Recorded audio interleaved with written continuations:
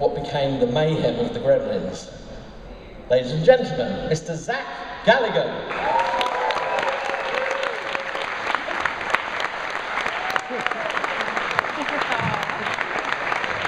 Whenever you're in the middle there, yeah, I'll have this one.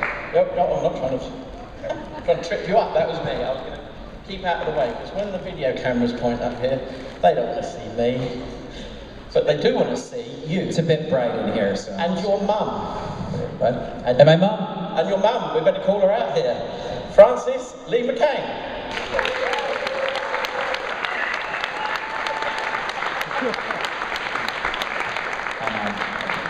Welcome. That was a lovely moment just about 10 minutes ago in the green room. I found Zach standing there, nodding towards Frances, saying, "She hasn't spotted me yet." We turned round and what happened? I didn't recognize him. Well, I haven't seen her in a long time. Let's just say a while. A bit. But he's so gorgeous, and he's so young looking still. How could I imagine? I think you've got a painting in the attic or something, have you, Zach? What do you think, ladies and gentlemen? Yeah? But what are they going to say now? Looks exactly the same. He looks dreadful. Look at that. Oh, poor legs. Gorgeous. Well, listen, I'm going to be asking for questions from the audience, so get your thinking caps on and I'll come to you in a minute. And there are people with microphones ready to come and it's bring lovely light to see you all. It's just a delight, really.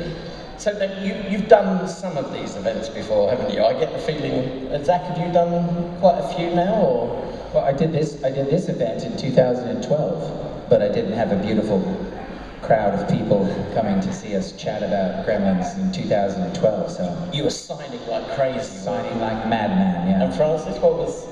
No, this is actually my second ever. Oh, right. I did one in Hollywood in 2009. Okay, how did that go? Was that huge? It was pretty This huge, is pretty but big. It was nothing compared to this. This is, Really? yeah, Oh, honestly, it was just, this is amazing. What in the world are you doing? And this is just Friday night. Oh, God, goodness knows what it's going to be like tomorrow. It's packed out there. So look, I hope you're all thinking about some questions. I'm going to be watching out for who's the first one with a hand up. Shy. There's a gentleman there, and then you, sir, okay? On the far end there, right down the front. Keep your hand up, and the microphone will come to you. Keep your hand up. There we go. I found the microphone. I failed, sorry. First of all, welcome. My question is about the Gremlins reboot that is being talked about. Chris Columbus says is actually taking off quite quickly. What are your thoughts on a reboot of Gremlins? Do you want me to answer that, or do you? Well, I thought there had been repeats of Gremlins. I didn't happen to be in them, but I think there have been some repeats, haven't there? Not of Gremlins yet. Oh, I see what you're saying. No. There was 2 and 3, though, right? No, but there was just 2. Okay. You didn't know that? I take great notice of my career. When she wasn't in 2, she's like, I'm over that franchise. I'm They not did it paying right. attention to that anymore. Anyway, I might as well get the speculation out of the way. So let me just say, I'll answer the question with a certain caveat, which is, it's now been 25 years since Gremlins 2 even came out. And there have been so many rumors, innuendo, you know, and the bottom line is a lot of stuff doesn't really come to fruition, even though it gets announced. But I will say this. I personally feel, for the first time in about 25 years, I feel that actually, and I wouldn't even really call it a reboot, because Chris Columbus did a bunch of interviews in April, where, as far as I was concerned, he kind of slipped a little bit, and he kept referring to it as a sequel. And they asked him if it was going to be a remake, to which he said, absolutely not. We're not going to remake the first one, because the first one is very near and dear to my heart, which is true, since it was one of his first scripts, and he wrote it, and he thinks it's like, you know, he's very proud of it, so the last thing he wants to do is reboot it. Then he went on to say that he loved the way that J.J. Abrams is approaching stuff like Actually, first he mentioned the Star Trek series, right, where he brought Spock back. And then he talked about how he saw Han Solo and Chewbacca in the Star Wars trailer and how he basically got choked up. And so he said that's what he's looking for, the power of nostalgia. And he thinks that J.J. Abrams has really tapped into that brilliantly. So I don't know. I mean, I don't know who the Han Solo and Chewie of Gremlins 1 and Gremlins 2 is. So I don't know. So we'll see what happens. I know they hired a screenwriter, this guy Carl Ellsworth, and he's writing away. And I know that Spielberg still owns the property as attached, and he and Chris Columbus are working together. So I would say I'm more optimistic than I've been since Gremlins 2 was completed, that they'll actually come up with something, and it'll probably be like a combo burrito type thing like they did with Jurassic World, where it's like it takes into account the old films, and it even has people like B.D. Wong back in it, but it also introduces new characters. So I think that Hollywood's realizing now, why do you need to alienate the old audience for the sake of the new audience? Why can't you just put them together and have the best of both worlds? So that's what I think they're doing. And I agree, I think we all do, don't we? Yeah. I mean, it's exciting to hear you talking so positively about a potential revival. I'm surprised too. I thought it was never going to happen, and if it did happen, I thought that it was just going to be a complete reboot, like they did with RoboCop and whatnot. I didn't think it was going to take any of the old characters, into account. But like I said, Chris Columbus said, I can't talk about it. And they said, well, he goes, I can't. It's top secret. I can't talk about it. And the guy said, are there going to be new characters? And he kind of slipped and he said, well, I mean, there are going to be some new characters. And as soon as I read that, I said, well, if there are going to be some new characters, doesn't that logically mean that it's going to be mostly older characters? If you went to Burger King and they said, well, there's some new burgers, wouldn't that mean there's mostly old burgers? So that's what I took from that. What's exciting is when and people who come to these conventions, we all know that as soon as someone asks the question about something that's forthcoming, we know it's exciting when they say, we can't talk about it, because then it's real. Yeah, so good news. Okay. Right, well, let's see, who else we got? Another question. There was one down here. Oh, it's been answered, has it? Someone at the back there, guy in the check shirt.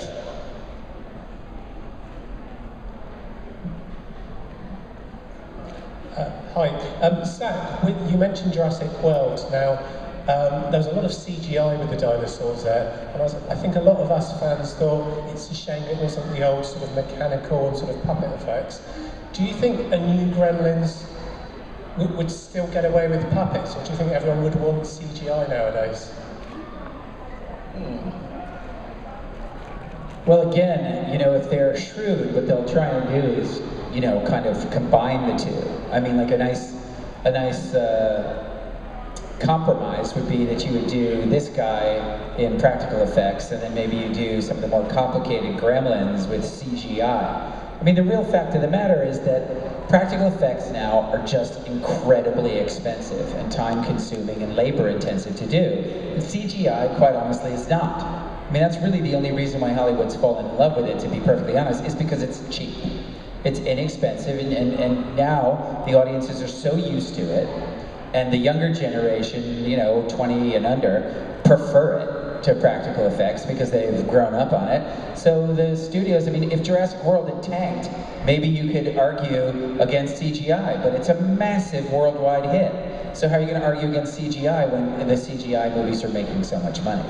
It's just, purists like yourself that gets disgruntled and disillusioned by the lack of practical effects.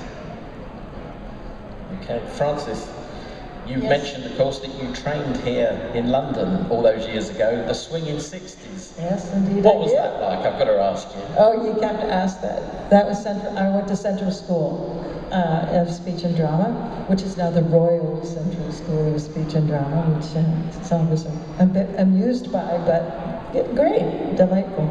It's just wonderful to be back in London. It feels so easy. It's like slipping into a warm bath.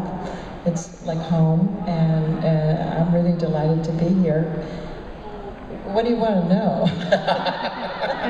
How swinging were you in the 60s? How swinging? I won't tell you, but I'll tell you a couple of the names I swung with that you might know. Nick Grace, Gregory Floyd, David Robb, and Linda Bellingham, bless her soul.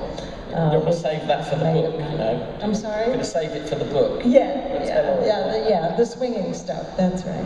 Well, it was everything you can imagine and more. Yeah. So, well, I once went to a convention where they had a lineup of girls from 60s cult sci-fi and TV series, and Linda Thorson of the Avengers was there, and the kind of questions from the audience ran out, and someone said, she suddenly perked up and went, I know what you lot want to know. You want to know who we had. That's right. And she goes, it was the 60s, I had them all. Good on her, yeah. But listen, how much of that training came in when you had to actually fight with the puppet? Talking about the CGI and that. I mean, you need a real puppet to really get to grips with it. That's right. You need someone playing opposite you, right? Yeah. And so better a puppet than a green screen, I suppose. Yeah. Yeah, no, we had a ball. I mean, it was the most fun about it, I think, was how close the crew, all the puppeteers, and the rest of us became out of absolute necessity. Also, I adored that dog. That was the sweetest dog in the world. Do you remember his real name? No. Mushroom. Mushroom. He was great. He was an amazing dog. Yeah. He gives an outstanding animal performance in the movie. He really does. He gives one of the better animal performances of the last like 30 or 40 years. And he had a good Wrangler, really sweet Wrangler. Yeah, he was a good boy. I had a crush on him actually, as I recall. Wow. Yeah. Can you remember the first time on the set, if you throw your mind back all that time ago, when you first saw one of the Gremlins or the Mogwai puppets? Can you remember the reaction when you thought, this is what we're going to work with? Can you remember that? Well, I was so impressed, yeah. I mean, I was really impressed with what these puppeteers could do. I thought they were much more interesting than we were. And much better actors in some cases than we were. But is that a failed reference to me? I think my favorite moment was actually when I had to wrestle with it. I had to wrestle. What did you say? Is that a veiled reference to me? Puppeteers being better actor. Well, they probably were a better actor than I was. I was 19. I didn't know what I was doing. No, he didn't. I was just like, look, what, this way? Oh, he was pathetic. Yeah, it was really sad, Zach, but I'm glad you brought it up. I tried my best. Zach, I read somewhere that it was a really easy audition process. When people ask, how difficult was it to get the role? What I read was you sort of kind of fell into it. Are you talking to me or to Zach? Zach. Yeah. It was, well, it was strange because it was very early in my career, so it kind of left you with a feeling like, wow, this is easy, you know what I mean? It was, which of course it's not. But yeah, I mean, I went in and met the casting director, who was a woman named Susan Arnold, and she was sweet. She was like, read with her once, and she was like, come back tomorrow. So I came back the next day and was supposed to meet Joe Dante, and he doesn't really like flying very much, so he was kind of plain sick. So I met Mike Fennell, the producer, instead, read the exact same scene. He was like, that's great, can you come back tomorrow? And I was like, yeah, okay. And it was just happening so quickly, and they came back, and I walk in the room, and they're like, oh, we're gonna pair you with some people if that's all right. I was like, yeah, that's fine. So the first person I saw was Phoebe Cates, who I'd actually auditioned with a couple of other times for some different films, but neither she nor I had gotten cast in them. It was like one or two other times, and I saw her, and I was like, hey, what's up? And she's like, hi. And so we started talking. She's like, well, I hope we're reading together. I said, yeah, I hope so too. And like, no sooner had I sat down next to her and started talking that the casting director leaned out and was like, Zach, Phoebe, we're ready for you, that kind of thing, So we're like, oh, guess we are reading together. Went in there, read together, and guess it just kind of worked. It always worked. They worked very well together in the makeup room, as I recall, as well. And I don't mean any innuendo by that. They were great friends. What was going on in the makeup room? Refresh my memory. This is a memory I want to remember. It's always embarrassing when your mum walks in. Okay, let's see if there's any more hands up. There's a lady in blue down the front, and there's another lady over there. Whoever you can get to. Lady in blue, and then we'll go over there. Keep your hand up. There we go. I have a question for Zach. Do you have any of the original props at your home? It's so interesting to me that that's a very common question. Certainly none of the Gremlin props. In fact, one of the things that people always get stunned about is that when we were doing Gremlins 2, when we did Gremlins 1, I was from New York, I didn't drive. I had got my license here. If you're from Manhattan, you don't really get your license, sometimes ever. You don't ever get your license because there's such a good public transportation system there. But by the time we did Gremlins 2, I relocated out to Los Angeles, and the security would check my car every time I left the set. I'd be like, what are you doing? They're like, pop your trunk, please. I was like, what do you think I'm doing? They're like, we're gonna make sure you're not stealing any Gremlins. I was like, you do know that like I'm an actor in the show, don't you? They said, exactly, that's why we're checking your car. And I said, what do you mean? They said, well, you have an opportunity to take the Gremlins. And I was like, it just seemed bizarre to me that they would think I would like thieve from the own thing that was like really working to my benefit. But so they would never let you take any of the Gremlins because they were too expensive. But I did end up with the sword that I used to cut the head off when I saved you. Yes. When they're strangling you with the Christmas tree lights. Yes, love that scene. That was good. And I got to save the chainsaw. No, I'm kidding. They wouldn't let me save the chainsaw. I got to save the baseball bat that I used in the chainsaw baseball bat fight. Excellent. So I got to save those two things. But I eventually gave them away to fans like you. Oh, just gave them away. For 2,789 quid. I just gave them away. I gave them away. Gave them away. Lady over the far side over there.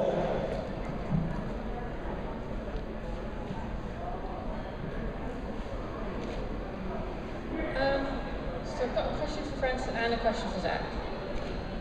Francis, when you were in the fight scene in the kitchen, how hard was it to actually basically play with a puppet and throw it into a blender and a microwave? Was it difficult? To play with the puppets? Yes. Oh, the fight scenes. Oh, I'm so glad you asked because I love those scenes. There were two really interesting things that technically were actually kind of difficult to master. The first one was when you see me peer into the kitchen and see them for the first time and then have to duck behind the door and collect myself before I go in and toss them in the microwave and the blender. That scene actually had to be shot. We shot that scene in reverse. And then Joe, I can't remember technically why we had to do it that way, but we did. So I had to go through all the motions absolutely backwards, thinking all the time of making sure that it looked like it was happening going forward. So can you follow that? Do you understand what I'm describing here? So that was very interesting. That we took took a while to figure out we needed to do it that way, and then it took a while to figure out how to actually do that. And that was challenging and fun. And try to act through that at the same time. Yeah, that was a little difficult. The one that I love, though, is when the gremlin is strangling me with the Christmas tree lights. They basically attached the gremlin to me, and then to make it look as if the gremlin was strangling me, I had to do all the work. And you ladies know what that's like. I don't know.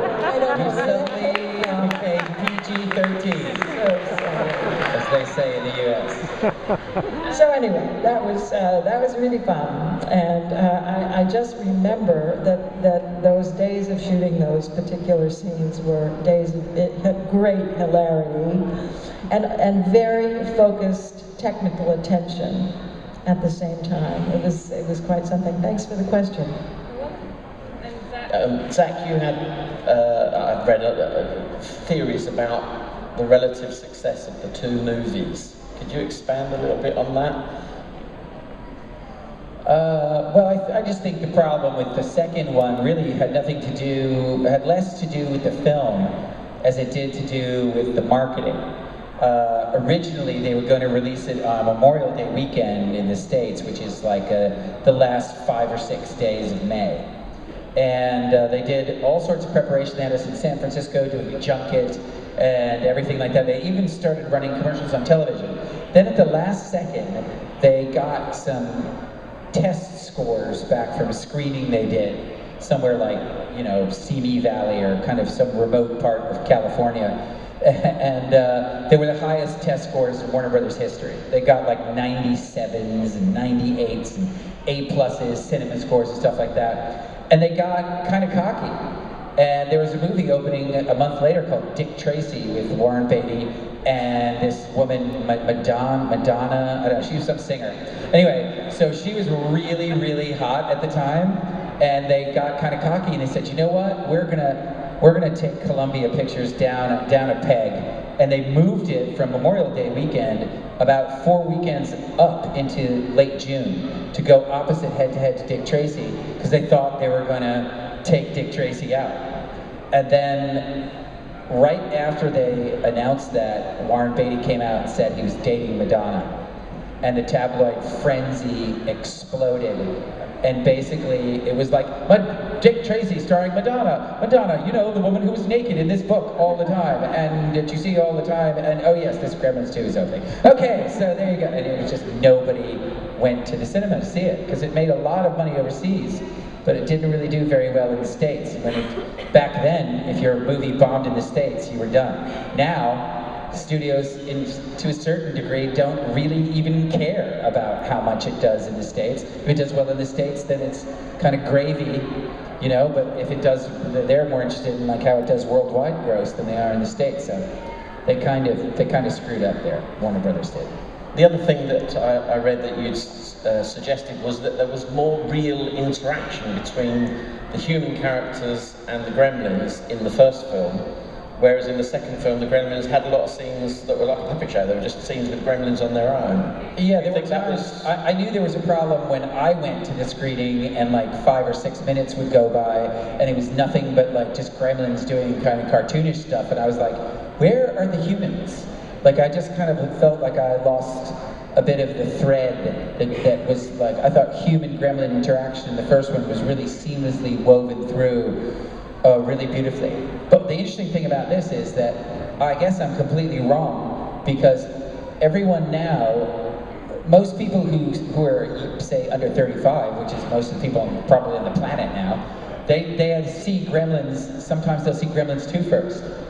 And if they see Gremlins 2 first, they prefer it to Gremlins 1. So it's basically, the tone is so different in the two movies that whichever one you see first, you prefer. I think maybe the first one is a bit darker. Okay, any more? Down here, gentleman there, very quick with his hand up, and then we'll go to the chap over there.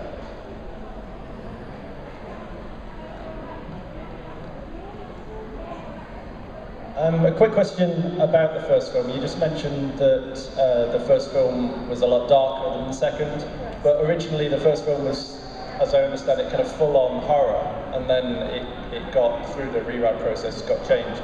Were you on board for the horror version?